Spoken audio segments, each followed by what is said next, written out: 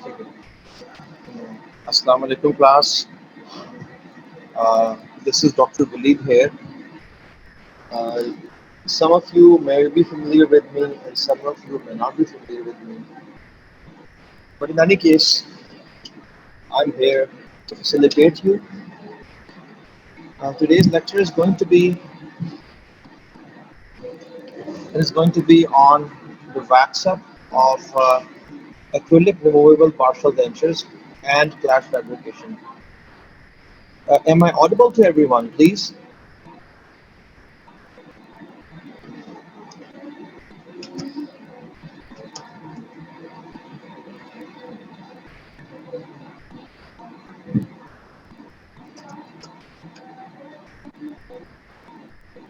Okay, that's cool.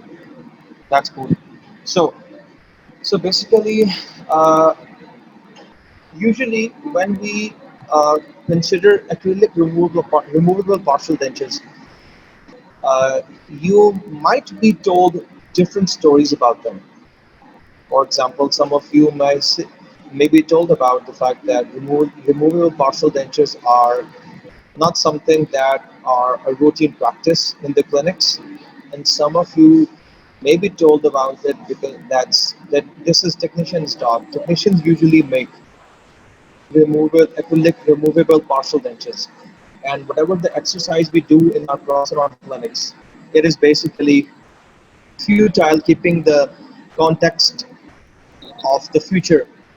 But let me tell you one thing: this is not true.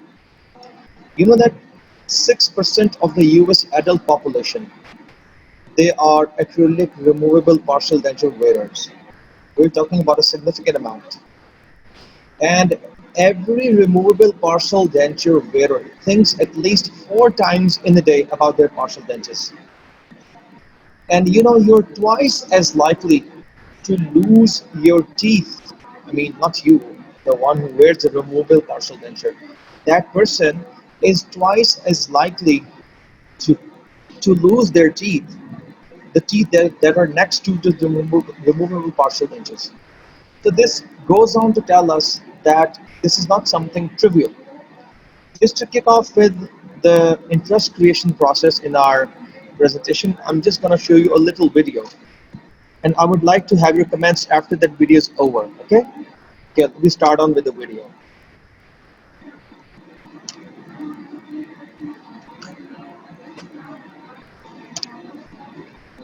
Here you go.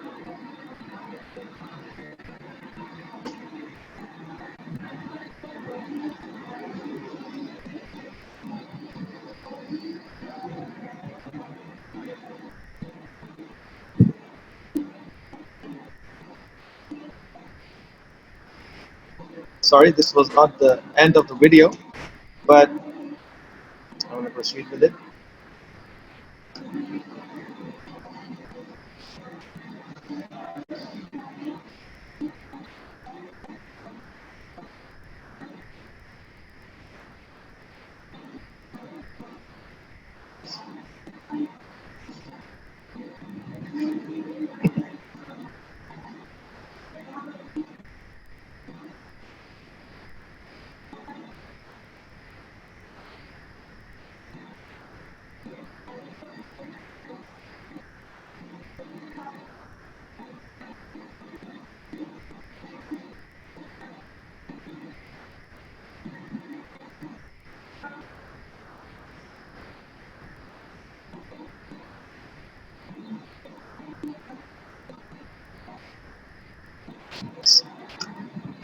So this was a just brief overview why well-fitting retentive removable partial dentures are really important for everyone. But the basis for that is going to be uh, the wax up. What is wax up actually? So the learning outcomes of today's lecture are going to be that we should be able to prepare models for wax up. This is the first thing. We should be able to know how to do a wax up. Definitely, this is something that we're going to head up, and then be able to define and locate an undercut. Now, what's an undercut? Definitely, we need to know this as well. Okay, and be able to make a class, adapt, on the cast and define its types. What's the class? We don't know right now. I assume we don't know right now. Uh, After Dr. Hina's presentation, I must say that she must have given you a really uh, elaborate presentation on clasps, but we're going to discuss how to make a clasp, and then we're going to discuss how to adapt it and what are the different main types of clasps. Okay, so then to the next part. So wax up is basically, it is the process of investing a designated area of a cast with a thermoplastic material with the ultimate goal of fabricating a denture. So let me repeat it again. You've seen the underlined areas. So it's the process of investing. It's not financial investment. It's basically adapting. Adapting. When we talk about adaptation, we talk about investment. So a designated area of a cast. Then again, the whole cast is not the place to be waxed with something. It is only a designated area of a cast with a thermoplastic material. Thermoplastic यानी कि जिसको heat दें तो वो soften हो जाए और उसको फिर हम मोल्ड कर सकें with the ultimate goal of fabricating a denture. So this is in general about the wax up. Then, so what is the armamentarium for a wax up? We need base plate wax. We need wax knife and a lacron carver. Uh, Lacron carver is that carver that you have in your hand when you are in the prosto lab. Its official name is Lacron carver. Then we need partially edentulous models. Then we need a spirit lamp. We need plaster of Paris, mixing bowl and spatula, water, and a marking pencil. These are the armamentarium, the paraphernalia for a wax up. So process the wax up. First of all, we're gonna mark the outline on the cast with a pencil. How do we do that? Look at this. We have marked the outline. You can see where we want the wax up to end and begin. We do that. So this goes on to show that which areas of the cast we are planning to involve in the wax up. This is the first step in any wax up you do. You need to know your boundaries. आप sir के पास आते हैं, sir line लगा दें, निशान लगा दें. This is the first thing you do. ठीक है, निशान आपने मॉडल पे लगवाना है, किस एरिया में आपको वैक्स एक्सटेंड करनी चाहिए, वो सारे एरियाज आपने कवर करवाने हैं. Okay? The second step is marking the relief areas and applying spaces. Acha, relief area. How many of you heard about the relief areas before? Just give me 2 or 3 of you. Just have you heard about the relief areas? Yes or no? I want to see. Okay, that's good. I got one gear. Okay, so relief area, मैं इसको repeat कर देता हूँ just to make sure that we all of us are on the same page. So relief areas are the areas in the patient's mouth, that cannot tolerate pressure. ठीक है? These areas are not meant to be loaded with pressure. So cast के ऊपर आप वो areas identify करेंगे और उन areas को आप मार्क करेंगे और उनके ऊपर एक स्पेसर लगा देंगे. ठीक है? And that spacer is something of it can be wax, it can be plaster of Paris, it can be anything that gives relief. यानी कि जब आपकी वैक्स अडेप्ट हो रही हो कास्ट के साथ, तो जब उस रिलीफ एरिया के पास से गुजरे, yes you're right, incisive foramen, definitely mid palatal suture, and similarly crest of the ridge in the mandibular area, it's a relief area. You're not supposed to put pressure on the crest in the mandible, not in the maxilla. So आपने इसको identify किया, आपने spacer apply कर दिया, and then you begin with the backsum. Then blocking out the undercuts. Yes, ruby area is also a relief area. The undercuts. What's an undercut? Do you guys know an undercut? What is an undercut? I want to see some yes. Okay. So understanding the role of undercut is basically very significant in the planning of removal partial denture. Why so? Because undercut is an area that, if not properly managed, will lead to patient discomfort. So we are supposed to block it. Okay, so the next step is, once you're done with all these three important vital steps on the cast, we call it the cast preparation. We call it that we are preparing the cast, just as we said. So this is the in our learning outcome we said how to be able to prepare model for wax up. Okay, when you start working on the model, it becomes a cast. So then what we do, we soften the wax and adapt it over the cast. Okay, then we trim out the extra wax, then we make occlusion rims, and then we finish the wax up. So this is in a nutshell what we are going to discuss as far as the wax up is concerned. So we have discussed the marking the outline of the cast with the pencil. Now this is how we apply the spacers. Okay, this area has been coated with a hard substance that will provide space when the denture is seated in the patient's mouth. And then again, you see, these are the areas which have undercut in them. Similarly, there must be a little torus over here that has been relieved. The rugy areas have been relieved, and similarly, the gingival sulcus. When you have teeth in the patient's mouth, these areas are also relief areas, because the gingiva, we all know that gingiva is a very sensitive. आपका brush इस पे लग जाए तो bleed करता है, तो अगर एक डेंचर का लोड पड़ रहा हो तो you can imagine the trauma it will inflict on the patient. So this area should be covered with something before the process of wax up begins. Okay, then we move on to the outline.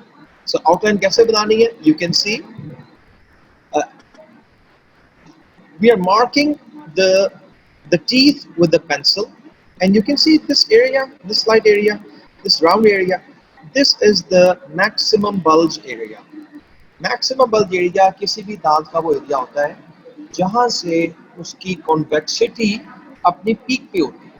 ठीक है, so what we are supposed to do, we are supposed to only mark this area, और हमने अपने वैक्सअप को इसके नीचे नीचे रखना है, इसके ऊपर नहीं लेके जाना. ओके, हमने अपने वैक्सअप को इसके नीचे रखना है, और इस एरिया पे हमने, इन एरियाज में हमने रिलीफ अप्लाई करना है.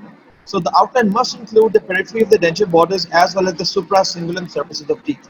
Cingulum we all know is the maximum bulge area of a tooth. जो cingulum होता है, so हमने supracingulum area तक रखना है, हमने उसको उससे नीचे नहीं लेके जाना, हमने उसको उसके ऊपर रखना है. Okay, so then we move on to the next slide.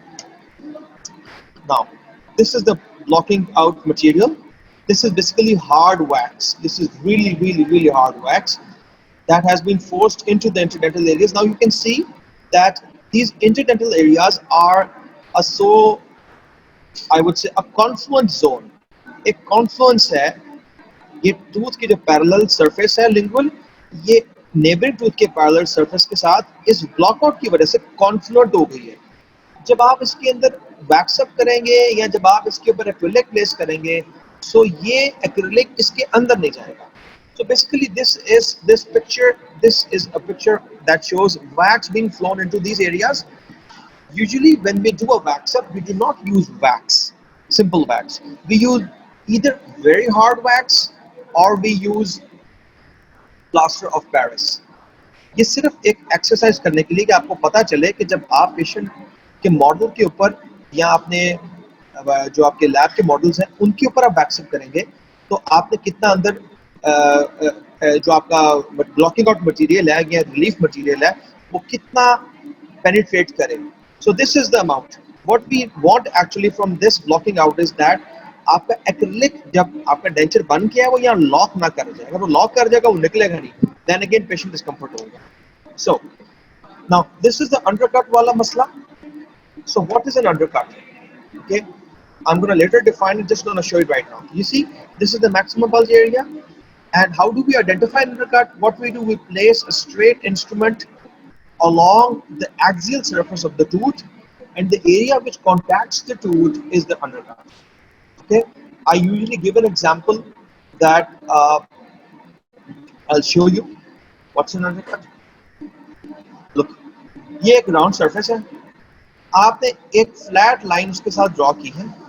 Now area that contacts the line is the maximum bulge area. The one that is extending above it, it's the suprabulge area, and one that is below it is the undercut area, also called as infrabulge area. So we have a suprabulge, we have an infrabulge, and we have a maximum bulge area. So when it comes to waxing up, now mark my words, really very important.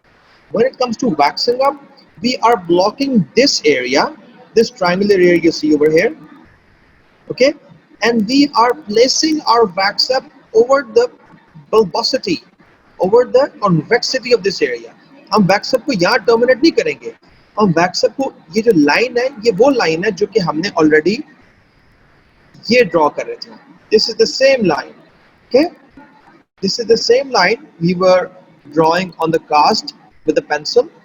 So हम उस line को mark करने के बाद अपने wax up को इससे ऊपर टर्मिनेट करेंगे. So ये एरिया सारा ब्लॉकआउट एरिया आ गया. We are talking about wax up, okay? और ये एरिया हमारा wax up वाला एरिया आ गया. हम इसके ऊपर एक्सटेंड करेंगे wax up को. So इसके ऊपर जब एक्सटेंड करेंगे, what will happen? आप थोड़ा अपने ज़हन से सोचें. अगर मैं इसके ऊपर जोर लगाऊंगा, अगर मेरा डेंचर नीचे से यहाँ अंदर नहीं जाता, फंसता नहीं है इस अंडरकट के अंदर, डेंचर मेरा इस पे जोर लगाएगा तो क्या होगा?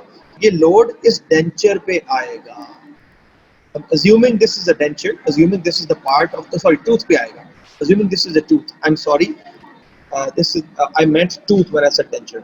So वो सारा लोड इस टूथ के ऊपर आएगा. जब लोड सारा टूथ के ऊपर आएगा तो क्या होगा? जो नीचे जिंजवा है, जो हमारा सेंसिटिव एरिया है, that area will be relieved. So एक तो रिलीफ हमने ऐसे किया कि हमने उस एरिया को ब्लॉक आउट कर दिया. दूसरा रिलीफ हमने ऐसे किया कि हमने अपने डेंचर को सुप्राबल्ज एरिया तक एक्सटेंड कर दिया. अब हमारा डेंचर रेस्ट कर रहा है सुप्राबल्ज एरिया पे. और also you need to make sure that we do not extend it too far. हम ये ना हो कि इस एरिया को, जो हमारे बैक्स को यहाँ की बजाय अक्लूजल सर्फेस तक ले जाएं. हाँ, ऐसे नहीं करना. Only slightly above the suprabulge area, slightly above. ये मार्किंग की है ना आपने, बस इस एरिया के आपके लिए 0.5 mm तक आपने आगे लेके जाना. So हमने अंडरकट्स को ब्लॉक आउट कर दिया. जब हम अंडरकट्स को ब्लॉक आउट करेंगे तो क्या होगा? ये एरिया हमारा जिंजवा पे प्रेशर डेंचर नहीं डालेगा, बल्कि डेंचर सुप्राबल्ज एरिया पे प्रेशर डालेगा. Okay, so another slide that shows, आप देखिए अगर हमने इस अंडरकट को ब्लॉक आउट नहीं किया, जो कि दोनों दांतों की डिस्टल और मीजल सरफेस के दरमियान है, the distal of 5 and the mesial of 7, यहाँ से 6 निकला हुआ है, ठीक है. the distal of 5 and the mesial of 7. अगर आपने इस एरिया को ब्लॉक आउट नहीं किया और आपने यहाँ पे अपना वैक्स कंटिन्यू किया, तो आप नोट करें ये वैक्स जब आप विड्रॉ करना चाहेंगे तो ये लॉक हो जाएगा यहाँ पर. लॉक अगर, और assuming that this is patient's mouth, the patient won't be able to take out the denture. Okay, so this is the reason why we are supposed to block out. Now look at this, we are blocking this out. And how much should we block out? आप ये देखें, हम बिल्कुल parallel block out नहीं कर रहे. हमने थोड़ा सा ब्लॉक आउट का इतना ऐड किया है मटेरियल कि अगर हम एक स्ट्रेट रूलर इसके साथ प्लेस करें डिस्टल बॉल के साथ, तो वो रूलर थोड़ा सा टिप अवे हो जाए, बिल्कुल सीधा ना खड़ा रहे, बल्कि थोड़ा सा टिप अवे हो जाए. ठीक है. जब हम यूं करेंगे तो then we will make sure that this area of the tooth is not impinged upon, but there is a subtle detail to it as well. What is that detail? I'll show you. आप note करें कि इस picture के अंदर एक area block out हुआ है और इस पिक्चर में एक एरिया, दोनों ब्लॉक आउट नहीं हुए. ठीक है. इस पिक्चर में वो क्या करना चाह रहे हैं? इस पिक्चर में वो एक अंडरकट को यूज करना चाह रहे हैं रिटेंशन के लिए, एंगेज कर रहे हैं इस रिटेंशन को, यानी कि इस एरिया को वो यूज करके जब पेशेंट यहाँ पे डेंचर आएगा, यहाँ पे रेस्ट करेगा, तो ये वाला जो अंडरकट है ये जब लॉक हो जाएगा तो डेंचर यहाँ से आगे जा सकता है, यहाँ से आगे नहीं जा सकता. और यहाँ से आगे जाने को रोकने के लिए हम क्या करेंगे, यहाँ पे हम एक क्लास बना देंगे। सो इस पिक्चर में उन्होंने ना सिर्फ ये बताया कि अंडरकट को ब्लॉकआउट कैसे करते हैं, बल्कि उन्होंने ये भी बताया है कि हम अंडरकट को यूज कैसे कर सकते हैं रिटेंशन के लिए। So an undercut is a very integral part of your removal prosthetics, and I tell you from my approximately 12 years experience of teaching dentistry that students who have difficulty in making dentures, they do not deal with the undercut in the right way. Undercut एक एक जिस तरह friction एक बड़ी अहम चीज है, लेकिन कुछ एरियाज में वो फ्रिक्शन हमारे नुकसानदेह है। फॉर एग्जाम्पल, हम लुब्रिकेट क्यों यूज करते हैं, मशीन्स के अंदर ऑयल क्यों, आपकी गाड़ी में ऑयल क्यों डालते हैं, मतलब पेट्रोल तो आपको हॉर्स पावर देता है ना, ऑयल क्या करता है, it acts as a lubricant. ठीक है, वहां पे फ्रिक्शन डैमेजिंग है, लेकिन फ्रिक्शन की वजह से आप चल सकते हैं, फ्रिक्शन की वजह से आप भाग सकते हैं, फ्रिक्शन की वजह से आप you can climb the mountains, you can conquer the mountains. So friction को अगर यूज किया जाए तो अच्छी चीज है, और अगर यूज ना करें तो नुकसानदेह चीज है। इसी तरह जिन एरियाज में हमें अंडरकट चाहिए, उन एरियाज के अंदर हम ब्लॉकआउट नहीं करते, और जिन एरियाज में अंडरकट हमें नहीं चाहिए वहां ब्लॉकआउट करते हैं। ठीक हो गया? So this is really important and significant point. Then we move on to the next slide. Okay, so how do we do it? We basically mix plaster of Paris in a thick consistency. ऐसी consistency जिसको जब आप mix करें अपने plaster of Paris को और spatula को lift करके थोड़ा सा टेढ़ा करें, तो plaster of Paris slide होके नीचे ना गिर जाए। ठीक है, आपको पता ना कि plaster of Paris जब हम mix करते हैं तो उसकी stages आती हैं। शुरू में वो बिल्कुल थिन सा होता है, बाद में थिक होता है। ठीक है, पानी ज्यादा डाल दें तो थिन रहता है। तो आपने वाटर पाउडर रेशियो कैसे कंट्रोल करना है, क्योंकि आपने बेसिकली इस एरिया को अपने कार्वर से कार्व करना है, तो अगर वो थिक कंसिस्टेंसी में होगा तो वो कार्व होगा ना। ठीक है, so this is what we are doing. Then we take a sharp instrument and we shave off the extra excess. How do we do it? इस पिक्चर में उसने दोनों टीथ को ब्लॉकआउट किया हुआ है। तो how do we do it? Once we have adapted the plaster of Paris, we touch with one area of the cutting end of the wax knife or wax carver with the maximum bulge area, and the other end we touch on the ridge.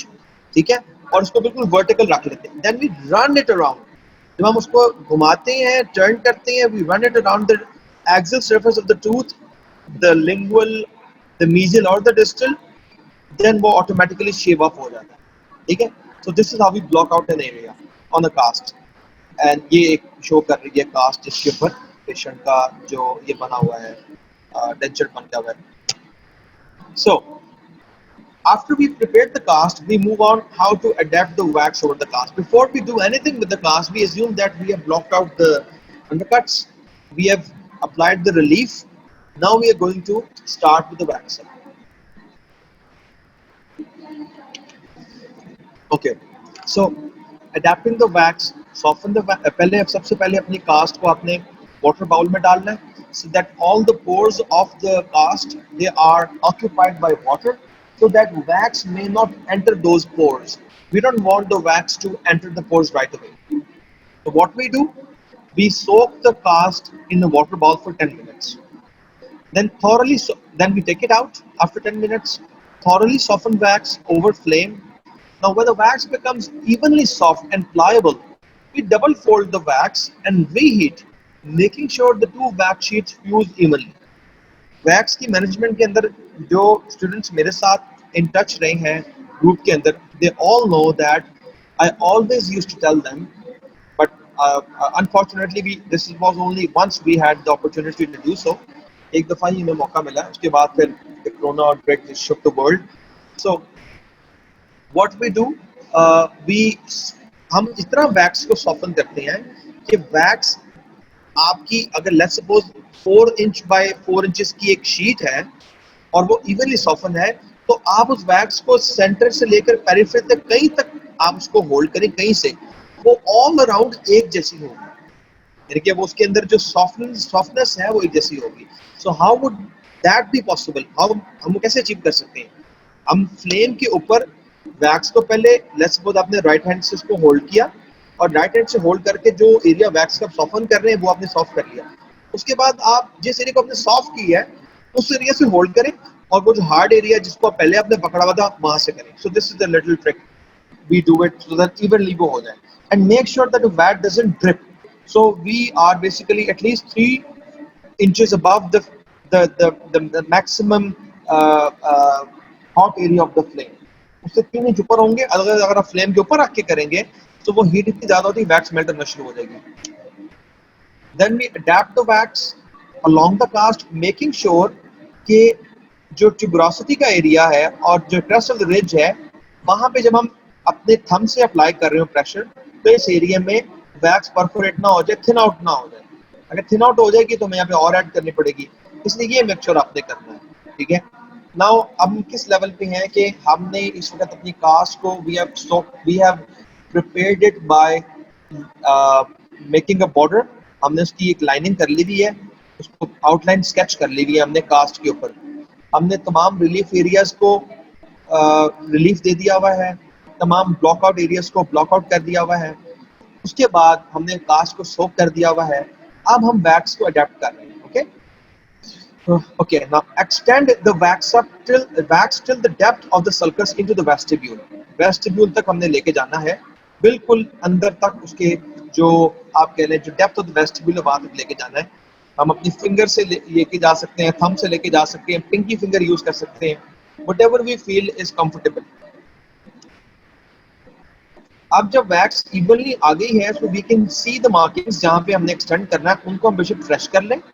हमें फेंट नजर आ रही होंगी. अब ये pencil marks दोबारा ऊपर लगाए हुए हैं. We can use a marker or something like that. It's so important to have all your stationery with you once you are doing cross the work. By using a sharp instrument such as electron carver, trim the flash off the periphery. ये सारा flash जो है, जो extra wax है, ये हमने remove कर देनी है. This is how we do it. हमने अडैप्ट की और हमने जितना एरिया हमें मार्क किया हुआ था, ये पेंसिल से मार्क किया हुआ है, वो सारा एरिया ट्रिम ऑफ कर लिया. नाउ अगर हम उस कास्ट को वहां से खत्म कर दें तो वैक्सर की ये शक्ल हमारे सामने आएगी मैक्सिला में. Mandible meaning. Obviously, this area is occupied by the tongue. The goal of finishing is to allow an even thickness of wax all around the periphery. Moderately warm an instrument such as the spoon-shaped end of the wax knife and contour the palatal area in the upper, if required. अगर आपके thumb ने, if it is done a marvelous job, you're in need to. But in case आपको आपके thumb से सही तरह adapt नहीं हुआ, आपको लग रहा है जैसे crease बन गई है, तो आपने उसको contour कर देना है from the palatal aspect, from the spoon-shaped area of the wax knife. Then we move on to the occlusion ribs. अब हमारा wax सब complete हो गया है. पार्शली हमने उसकी जो बेस प्लेट है, हमने जो उसकी बुनियाद है वो रख दी है. अब हम occlusion rim के ऊपर जाएंगे. You guys, all of you guys know about the occlusion rims? जरा एक दो यस फिर मार दें, पता चले सारे सो तो नहीं रहे. हाँ जी, यस, ओके, वंडरफुल, ओके, ठीक है जी. सो occlusion rim हम कहाँ पे देती हैं, मैं थोड़ा सा इसको reiterate कर दूं. We give occlusion rims where we do not have teeth. We only have the saddle, the area that is devoid of teeth, the edentulous area. जहां जहां edentulous area है वहां वहां हम occlusion rim देंगे. ठीक है. So occlusion rim कैसे बनाते हैं? सबसे पहले it's not a tough process. Wax को सॉफन किया, फोल्ड किया, फिर सॉफन किया, फिर फोल्ड किया. जब वो एक सर्टेन थिकनेस में आ गया, हमने कट करके तो उसको उस सैडल एरिया में अडेप्ट करना शुरू कर दिया एज फॉरवर्ड्स. जब वो अडेप्ट हो गया तो हमने उसको फ्यूज कर दिया निचली वैक्स के साथ. आप देख सकते हैं ये पिक्चर के अंदर कितना ओक्लूसिव सरफेस के करीब आया हुआ है. देख रहे हैं आप लोग. इसकी क्या वजह है? इसकी वजह ये है कि अगर ये ओक्लूसिव सरफेस से नीचे होगा बहुत, तो आपको पता है इस वैक्स को हमने फ्यूज भी करना है, फिर ये जब डेंचर में कन्वर्ट करेंगे हम इसको, हमने फिर फिनिश भी करना है. तो हम थोड़ी सी एक्स्ट्रा वैक्स ऊपर इसलिए रख रहे हैं ताकि फिनिशिंग के अंदर वो ज़ाया ना हो जाए एरिया, और ये ना हो कि हम सुपरा सिमिलर सरफेस से करते करते इंफ्रा सिमिलर सरफेस पे चला जाए. तो चूंकि इंफ्रा सिमिलर सरफेस के ऊपर हमने ब्लॉक आउट किया हुआ है तो एक्चुअली वहां पे तो पहले गैप होगा. तो अगर ये हमारा इंफ्रा सिमिलर सरफेस तक चला जाता है फिनिशिंग के अंदर और हम उसको रखते टू द पॉइंट है, ये होगा तब जब उसको टू द पॉइंट रखेंगे, बिल्कुल लाइन के ऊपर तक रखेंगे, या लाइन के एरिया तक यहाँ तक रखेंगे, ऊपर नहीं लेके जाएंगे, और हम इसको फिनिश करते हैं, फिनिश करके नीचे चला जाता है, तो दांत जब पेशेंट के मुंह में इंसर्ट करेंगे तो दांत में और आपके डेंचर के अंदर बॉर्डर में एक गैप होगा, क्योंकि वो गैप वो होगा जिसके अंदर ब्लॉक आउट मटेरियल आपने प्लेस किया था। सही, तो ये ध्यान में रखें, छोटा छोटा पॉइंट है, साथ साथ मैं डिस्कस नहीं कर रहा हूँ। Yes yes, obviously after record base के बाद बनाते हैं हम ओक्लूजन रिम। ये रिकॉर्ड बेस हमने बना ली, ठीक हो गया, इसके बाद हम ओक्लूजन रिम बना रहे हैं। साथ साथ जिसको सवाल आ रहे हैं वो पूछते भी जाएं please.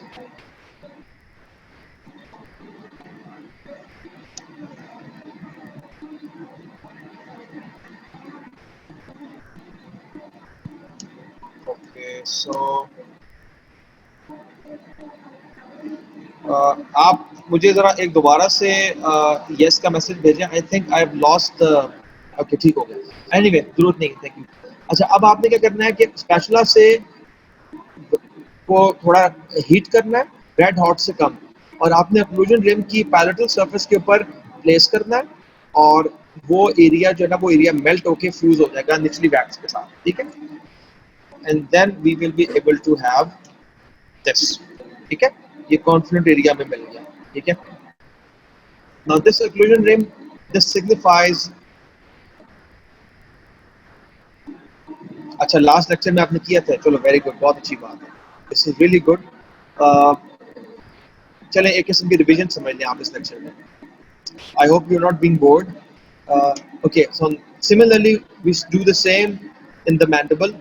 Soften the wax, double it up, fold it, adapt it, and then fuse it. And this is how we get it in the mandibular arch. This is class 1 Kennedy. Okay, so this is what we do after we have had our occlusion rims made. हम patient के दांतों को दांतों से मिलाते हैं, और जितना ओक्लूजन रिम बीच में इंटरफेयर कर रहा होता है, इसमें इंटरफेयर नहीं कर रहा क्योंकि उसने उसको एडजस्ट किया हुआ है, उसको हम वैक्स नाइफ से सॉफ्टन करके खत्म कर देते हैं। आप ये नोट करें, यहाँ से ओक्लूजन रिम ऊंचा है, यहाँ से नीचा है, क्योंकि एक्चुअली ओक्लूजन रिम इस हाइट पे था, इस हाइट पे, ठीक है, और इस हाइट से दांत नहीं मिल रहे थे आपस में ये वाले। We need stable contacts on both sides, ठीक है।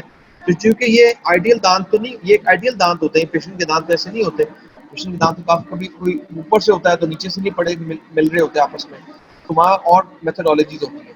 तो हम क्या करते हैं कि इन एरियाज के अंदर जब दांतों को मिलाते हैं तो हम यहाँ पे ना पेंसिल से निशान लगा लेते हैं, एक लाइन यूं लगा लेंगे इस दांत की बकल सरफेस पे, एक नीचे लगा लेंगे, एक यहाँ लगा लेंगे, एक यहाँ, अपने उन लाइंस को अप्रोक्सीमेट करते हैं, ठीक है, और जितना ओक्लूजन रिम का एरिया ओक्लूजल साइड से इंटरफेयर कर रहा होता है वो हम रिमूव कर लेते हैं, ठीक है।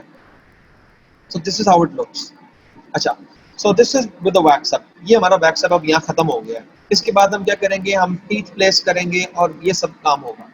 नाउ इस एक्सरसाइज के बाद हमने इस बात को समझना है कि टीथ जो पार्शियल डेंचर है उसको रिटेन करने के लिए, अब अगर अज्यूम करें कि ये दांत बन गए हैं, यहाँ पे दांत है, नहीं है, तो ये रिटेन कैसे होंगे? उस रिटेनिंग के लिए हमारे पास चीज आती है, उसे हम कहते हैं क्लैस्प, ठीक है। क्लैस्प का दूसरा नाम है डायरेक्ट रिटेनर, डायरेक्ट रिटेनर, ठीक है।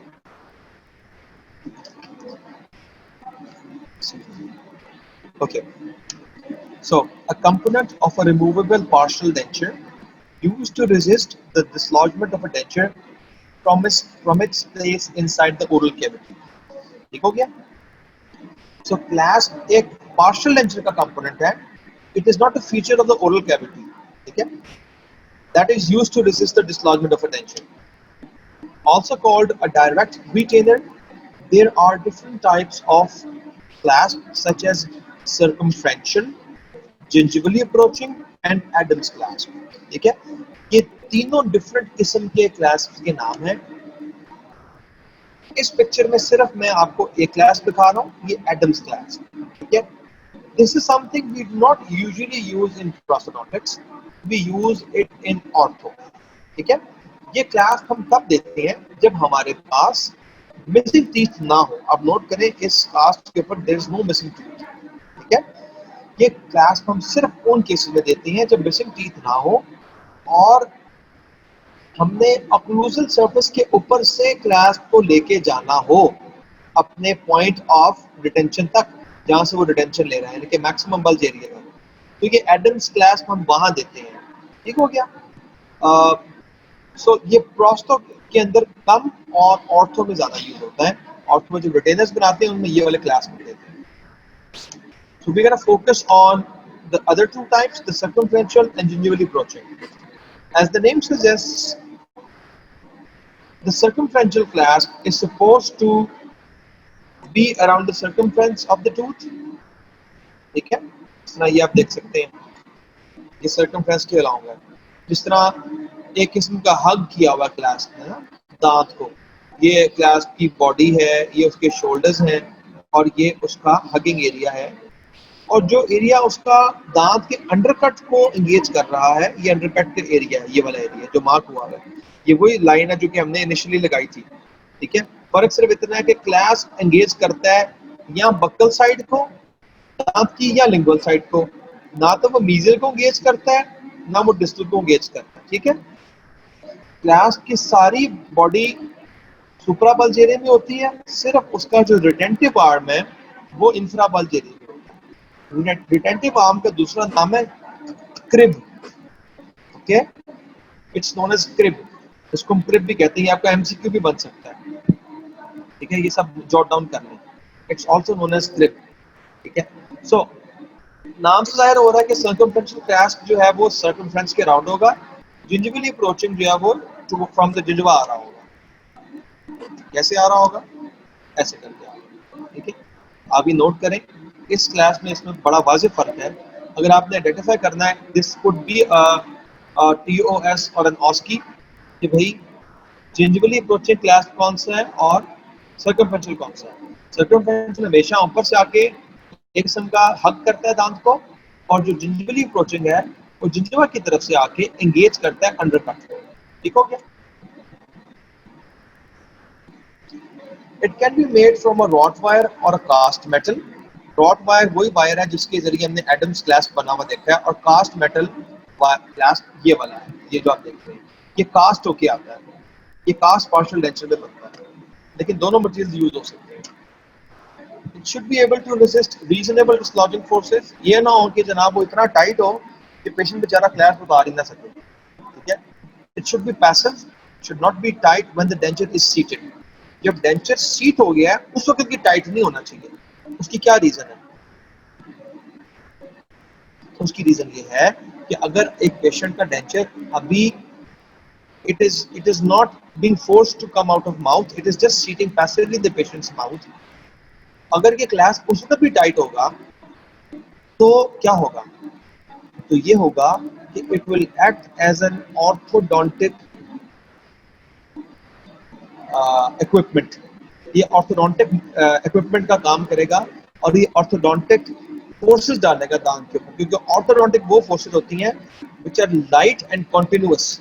ठीक है, we are not aiming for an orthodontic movement, we are only aiming for a retentive movement.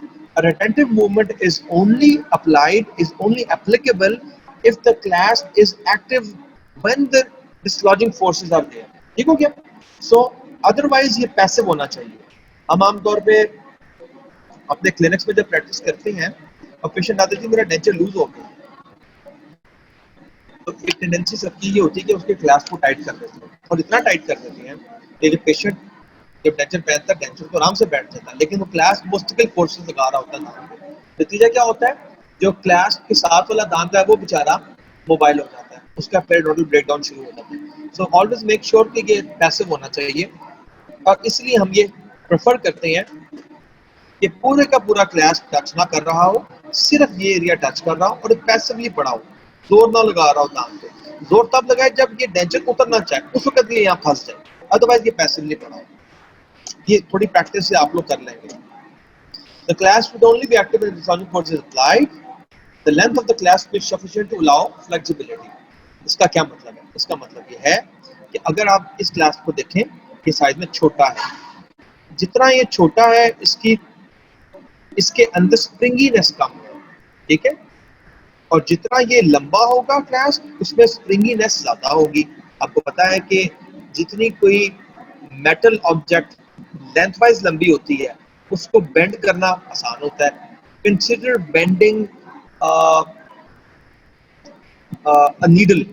Needle को बेंड करना कितना मुश्किल है, को कर सकता है बेंड? नहीं कर सकता। और जितनी छोटी नीडल होगी उतनी बेंड क्यों? क्योंकि उसमें रिजिडिटी ज्यादा होगी।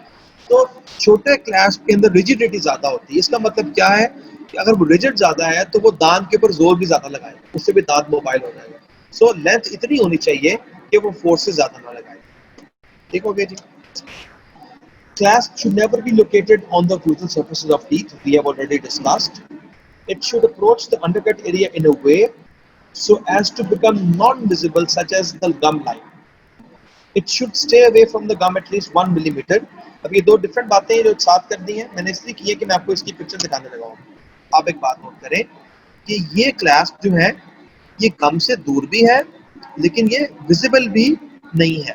कितने छोटे छोटे तरीके से उन्होंने प्लेस किए हुए हैं कि दांत के ऊपर बिल्कुल हल्का हल्का कवर कर रहे हैं। ठीक है ना, बिल्कुल हल्का हल्का कवर कर रहे हैं दांत को। सो क्लैस्प आपका बहुत लंबा नहीं होना चाहिए, अक्लूजन सरफेस पे नहीं होना चाहिए, और बहुत लंबा नहीं होना चाहिए कि वो एस्थेटिक जोन में आ रहा हो और आप उसको मैनेज ना कर पाए। ठीक है, क्लैस्प मटेरियल की बात आपको बता दी। ये आम पे कास्ट मेटल क्लैस्प है, पूरी प्लेट एक साथ कास्ट होके आई है। Cobalt chromium is the material. और यहाँ पे आप देखें रॉड वायर यूज की हुई है हमने, ये वही वायर है। और ये सारे सर्कमफ्रेंशियल क्लैस्प हैं। ये भी सर्कमफ्रेंशियल है, ये जिंजिवली अप्रोचिंग। आप नोट करें, ये नीचे से निकल के ऊपर जा रहा है। ठीक है, और ये भी एक जिंजिवली अप्रोचिंग क्लैस्प है कि ये नीचे से निकल के ऊपर जाता है और फिर राउंड जाता है, जबकि ये एक सर्कमफ्रेंशियल क्लैस्प है। ठीक हो गया जी। सो अब आप नोट करें कि ये देखें, ये क्लास नीचे जिंजिवली अप्रोचिंग क्लास की एग्जांपल दी हुई है। ये नीचे से निकलता है डेंचर बॉर्डर के, और जिंजवा से 0.5 मिलीमीटर दूर रहता है या 0.2 मिलीमीटर, और टूथ से 0.5 मिलीमीटर दूर रहता है। और ये बिल्कुल मैक्सिमम बज एरिया के साथ पैसिव पड़ा हुआ है, जोर नहीं लगा रहा था आपके ऊपर। ठीक है, ये जो there must be a 0.5 to 1 mm gap between the clasp and the model to allow acrylic thickness. ये क्या बात है कि अगर ये clasp, let's suppose, आप इमेजिन करें कि ये पेशेंट का clasp बिल्कुल साथ चिपका हो इधर, ठीक है, ये बिल्कुल साथ अटैच हुआ हो, तो डेंचर में से जब ये निकलेगा तो ये बिल्कुल टिश्यूज के साथ होगा। अगर इसके मुकाबले में जब आपने अपना क्लास डिजाइन कर रहे थे मॉडल के ऊपर, आपने इस तरह से डिजाइन किया कि जब आप क्लास को मॉडल पे रखते थे तो क्लास यहाँ तो इस एरिया से कांटेक्ट में आता था दांत से, या फिर आता था जहां पे आपने इसको डेंचर के अंदर लेके गए उस एरिया से। इस पूरे एरिया में क्लास में और डेंचर और टिश्यूज के अंदर एक फासला रहा है। सो इस फासले की वजह से ना तो ये क्लास इम्पिंज करेगा गम के ऊपर, और दूसरा जब आप एक्रिलिक में इसको कन्वर्ट करेंगे, यानी कि एक्रिलिक आप प्रोसेस करेंगे, तो एक्रिलिक टिश्यूज और क्लास के दरमियान फंस जाएगा, और क्लास तो ऑल अराउंड एक किस्म का इनकैप्सुलेट कर लेगा। उसका फायदा क्या होगा कि क्लास आपके डेंचर बेस में से निकलेगा नहीं। ठीक है, तो ये थोड़ा सा टेक्निकल पॉइंट है जो आगे वीडियो में मैं आपको क्लियर करूँ। आर्मामेंटेरियम क्या है? You need pliers, round, straight, Adams and bird beak. Wrought wire चाहिए 0.7 mm की, वायर कटर चाहिए, वैक्स चाहिए, व्हाइट कलर पेंसिल चाहिए, स्पिरिट लैम्प चाहिए, एंड पार्शियली डेंटेड मॉडल चाहिए। ओके, सो अब ये वीडियो है, आप ये मुलाजा कर लेंगे। सो ये क्लास बने हुए हैं। This is not the class, ठीक है, this is the class. The class is on the pre model. ठीक हो गया? अभी बनाना कैसे है, let's move on to that. आप एक और बात नोट करें, मैं इस वीडियो को रोकता हूँ यहाँ पे, थोड़ा सा रिपीट करते हैं कि ये क्लास जब डेंचर बेस के अंदर जाती है, रिकॉर्ड बेस जो कि बेसिकली किसी का रिकॉर्ड बेस होगी, बाद में इलेक्ट्रॉन कन्वर्ट होगी डेंचर बेस में, तो ये एक एंड को बेंड किया हुआ है। बेंड देने का फायदा क्या है कि जब क्लास आप अपना फंक्शन करेगा ना, आपको पता है ये राउंड वायर से बनता है, तो जो राउंड वायर होती है वो राउंड होने की वजह से मूव कर सकती है डेंचर में। सो जब क्लास यहाँ पे आप एक्टिवेट करेंगे या जब टाइटन करेंगे या जो क्लास में फोर्सेस पड़ेंगी, ये राउंड बार घूमने की कोशिश करेगी, क्योंकि इस क्लास की रिटेंशन कहाँ से आ रही है, इस वायर से जो कि डेंचर के अंदर है। तो ऑल द एक्रिलिक ने उसको पकड़ा तो हुआ है, लेकिन फिर भी देयर चांसेस कि वो किस एरिया में जाके मूव करे। तो हम क्लास का वो एंड जो कि डेंचर के अंदर गया होता है, तो उस एरिया को हल्का सा अगर टर्न दे दें तो वो एरिया तार को घूमने नहीं देगा। वीडियो देखिए।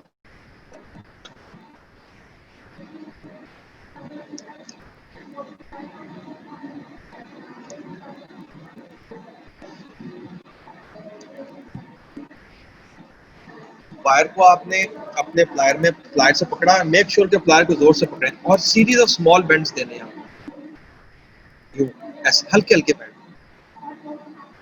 ठीक है, ऐसे small bends to follow tooth contour.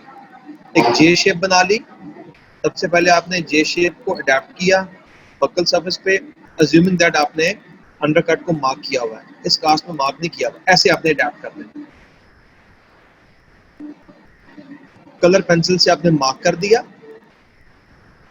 यहाँ पे आपने शार्प बेंड देना है, इसलिए आप मार्क कर रहे हो, ऐसे शार्प बेंड देना, थोड़ा सा उसको ज्यादा घुमाना है ताकि टूथ के क्लोजर सरफेस के ऊपर से क्लास जो है वो फौरन शार्पली बेंड करके पैलेटल एरिया में चला जाए। ये देखिए दोबारा वो बेंड दे रहा है, और अब ये क्लास जो है एक तरफ से अंडरकट वाले एरिया में है और दूसरी तरफ से ये पैलेटल साइड पे चला गया हुआ है, ठीक है।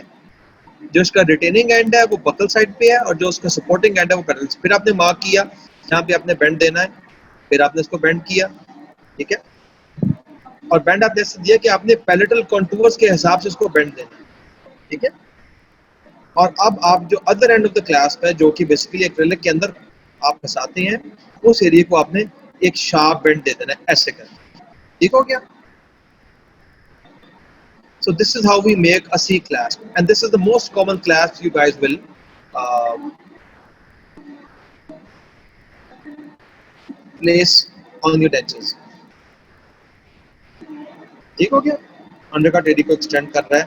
इस पिक्चर में, इस वीडियो में एक थोड़ी सी फ्लॉ है, वो ये कि क्लास बिल्कुल जिंजवा के साथ है, जबकि मैंने बताया था कि ये जिंजवा के साथ नहीं बल्कि 1 mm के फासले पे होनी चाहिए, ठीक है। टिश्यू साइड को हमने, इस साइड को हमने खुद ही बेंड किया। अब हम क्या करेंगे, यहाँ वैक्स फ्लो करके ना तो क्लास को सिक्योर कर देंगे। Okay, so the circumferential clasp approaches the undercut from an occlusal direction, has a C shape, so also called as C clasp, इसको हम C भी कहते हैं, ठीक है। The gingivally approaching clasp approaches the undercut from a gingival direction, it is more aesthetic in appearance। हमने ये देखा है पिछली एक पिक्चर के अंदर कि ये देखें, आप नोट करें कि इस एरिया में जिंजिवली अप्रोचिंग क्लास, ये सी क्लास कितना बकल सरफेस को कवर कर रहा है। तो अगर ये मैं आगे बना दूंगा यहाँ पे तो ये उतना ही अनस्थेटिक होगा, जबकि जिंजिवली अप्रोचिंग क्लास जो है यूं निकलता है डेंचर में से, ऊपर जाता है और फिर ये एक स्लाइड सी बेंड खा के अंडरकट को यहाँ पे एंगेज करता है इस एरिया में, ठीक हो गया। अच्छा, आप एक और बात नोट करें कि इसके अंदर बैंड्स ज्यादा हैं, नंबर 1 बैंड, नंबर 2, नंबर 3, और इसमें बैंड्स कम है। एक बैंड यहाँ पे है और यहाँ से डेंचर से निकल रहा है, बस एक बैंड, और ये एक लंबा बैंड है। इसका मतलब ये हुआ कि ये लेस रिजिड है क्योंकि इसमें वायर ज्यादा बैंड्स दिए हुए हैं और ये मोर रिजिड है। इसका मतलब ये भी हुआ कि हम जिंजिवली अप्रोचिंग क्लास को एस्थेटिक एरियाज में यूज करते हैं और पेरिडोंटली कॉम्प्रोमाइज टीथ में यूज करते हैं। और मोस्ट कॉमन पेरिडोंटली कॉम्प्रोमाइज टीथ कौन से होते हैं? प्रीमोलर्स, ठीक है, क्योंकि उनकी रूट्स जो है वो राउंड क्रॉस सेक्शन की होती हैं अप्रोक्सीमेटली, और बाज़ का फ्यूज भी होती हैं, इसलिए पेरिडोंटल डिजीज उनको ज्यादा इफेक्ट करती है। और सी क्लास में आमतौर पर मोलर्स में देते हैं। सो अब कौन सा क्लास कहाँ देना, ये बात भी क्लियर होगी। जिंजिवली अप्रोचिंग क्लास को हम एंटीरियर टीथ में और प्रीमोलर्स में देंगे, और सी क्लास हम मोलर्स में देंगे। नाउ अब क्लास को एडजस्ट कैसे करना है, उस पर एक छोटी सी वीडियो देख लें आप।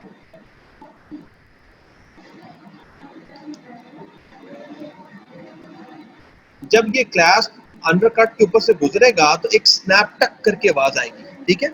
वो शो करेगा कि ये सीट कर रही है, तो ये क्लास को एडजस्ट कर रही है।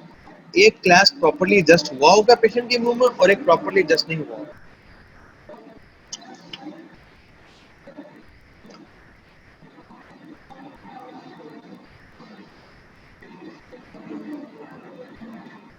ओके, सो ये टक करके एकदम बैठ गया, ठीक है।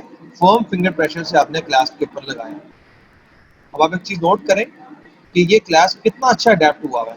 जिंजवा से 1 mm दूर है, 1 अंडरकट को गेज कर रहा है। इसके मुकाबले में एक और क्लास आपको दिखाते हैं अभी, ये वाला मोदर का भी नजर आ गई, देखिए शो कर रही है, ये देखिए बिल्कुल एम्ब्रेजर के ऊपर से गुजरा है और साथ साथ जाता है फ्रॉम एन अक्लूजल डायरेक्शन, ठीक है।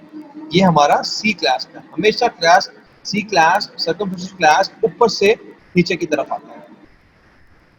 ऊपर से मुराद है अक्लूजल सरफेस से आ रहा हूँ। Okay, now there is another clasp you can see over here, ये वाला। आप नोट करें कि ये क्लास अच्छी तरह अडेप्ट भी नहीं हुआ हुआ। नोट करें, देखिए कितना गैप है वायर में और टूथ में, कितना गैप है, इज नॉट वेल एडजस्टेड, ठीक है। तो ये वो एडजस्टमेंट है जो अपने पेशेंट के माउथ में करनी होती है। देखिए आपका प्रोब गुजर रहा है बकायदा उसके अंदर से, ठीक है। होगा क्या, जब पेशेंट बाइट करेगा तो ये वायर दांतों के दरमियान आएगी, पेशेंट का मुंह ही नहीं बंद होगा और सारा जोर जो है वो क्लास के ऊपर आएगा। नतीजा क्या होगा, ये एक अरसे के बाद it will break off. Okay, so so the alhamdulillah we move towards the end. I hope आप लोग बोर नहीं हुए। कंक्लूजन हमारी बात पूरी प्रेजेंटेशन का क्या है कि WhatsApp offers us the ability to locate the components of the denture in a planned position prior to its construction। ठीक है जी, blocking out undercuts and relief areas models allow us to seat and remove denture without patient discomfort। Blockout की बात हो गई, ठीक है जी। Clasps are used to retain denture in its place। Clasps are of different types such as circumferential, gingival approaching and atoms। Clasps should be located in undercut area and not deep enough so as to put undue load on the clasp material। ठीक हो गया जी, thank you so much.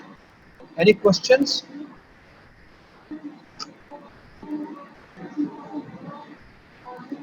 जी,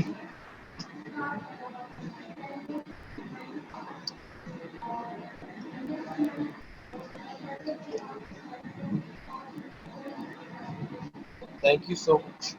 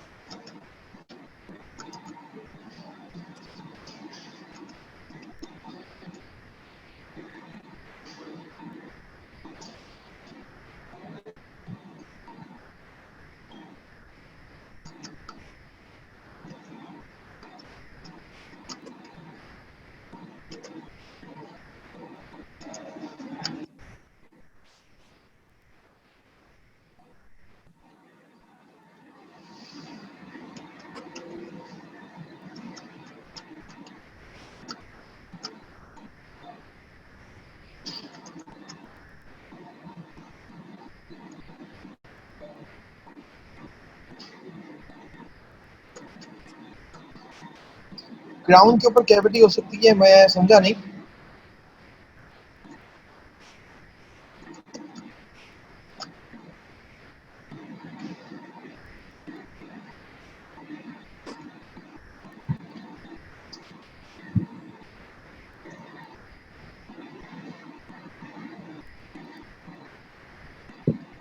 मैं आपकी question को समझा नहीं हूँ। M I audible?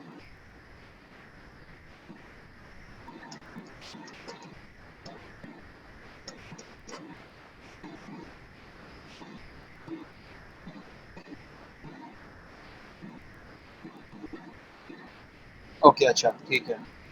सो अगर आप क्राउन के ऊपर कैविटी से मुराद ये ले रहे हैं कि क्राउन पेशेंट का एक नेचुरल क्राउन है एनामल डेंटिन वाला, उसके ऊपर कैविटी होगी तो डेफिनेटली वो तो हो सकती है। लेकिन अगर आप बात कर रहे हैं कि एक पेशेंट का पीएफएम हुआ हुआ है, पोर्सलिन फ्यूज विद मेटल, या ऑल मेटल क्राउन हुआ हुआ है, तो उसके ऊपर कैविटी की सूरत में होगी कि जब हम क्राउन को पेशेंट के मुंह में सीट करते हैं ना इनिशियली, वो बन के आता है लैब से, तो वो थोड़ा सा उसकी जो आपके लिए अक्लूजन है अपोजिंग दांत के साथ, वो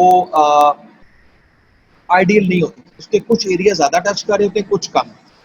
अगर आपके टेक्नीशियन ने उसको थिन बनाया हो और आप उसको एडजस्ट करते हुए ग्राइंड कर दें, तो यस, क्राउन के ऊपर कैविटी बन सकती है।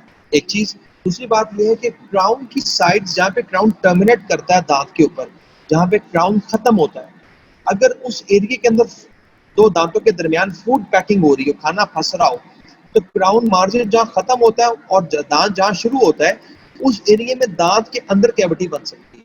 तो वैसे क्राउन के ऊपर कैविटी नहीं हो सकती अनलेस एडजस्टमेंट के वक्त वो क्राउन इतना एडजस्ट हो गया कि उसके अंदर एक परफोरेशन बन गई, या फिर क्राउन किसी एरिया में दांत के साथ सही कांटेक्ट नहीं बना रहा था, और उसके नतीजे में फूड पैकिंग के बाद सेकेंडरली वहां पे केरीज हो गई और कैविटी बन गई।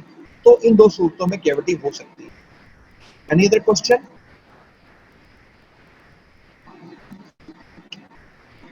Is that clear?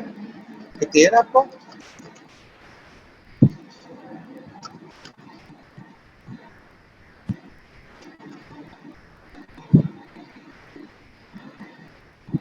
और किसी ने कोई सवाल पूछना हो किसी चीज के बारे में, आई ट्राई टू